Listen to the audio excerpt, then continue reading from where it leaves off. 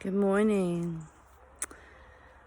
This week, I was struck. I've been running an online retreat all weekend this week, and we talked a lot about the unraveling of our stories, personally, collectively, globally, and unraveling is a constant process. It's something that is part of how life, I think, reweaves itself in a sustainable way, because unless we let go of what's no longer needed, we don't have space for anything new to emerge in our lives. And so I don't know if you can see around me, but in my garden today, I've woken up to another foggy morning here in Wiltshire.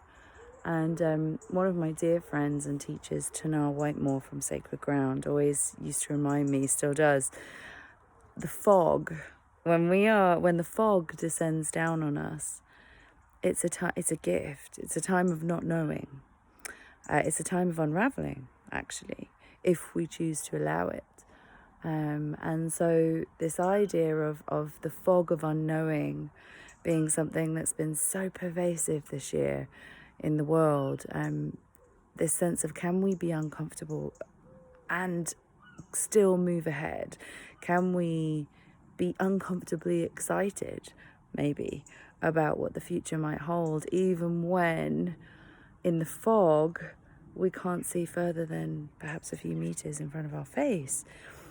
And so this human compulsion to plan, categorize, vision, set goals and milestones, it's not that any of that is bad, and certainly we need that to a degree, but it does limit us, because when things don't go the way that we plan, often we find that incredibly difficult because we feel out of control, or we feel like the world is out of our control. And the reality is, it is.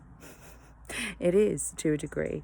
And we could enter into a big conversation about free will and choice, which is also a huge part of this kind of paradoxical piece. But for me, when we are in the fog, when we can't see what's coming, when we don't know what's going to happen in the next few weeks, it's actually comforting. So I choose, instead of to feel claustrophobic or disorientated or anxious about not knowing what's coming, I choose to wrap the fog around me like a blanket and allow myself to just sit in actually the really liberating space of not knowing what's going to happen, but truly knowing deep within myself that it will be okay. I will be okay, no matter what might happen around me.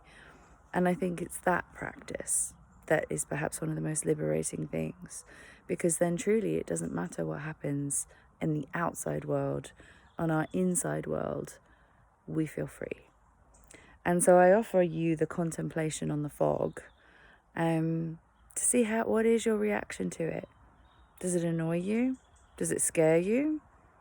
Does it make you have sleepless nights, not knowing what's coming? Or does it liberate you? Does it allow you to simply take a pause and rest and contemplate where we are right now, right here, right now, in this present moment?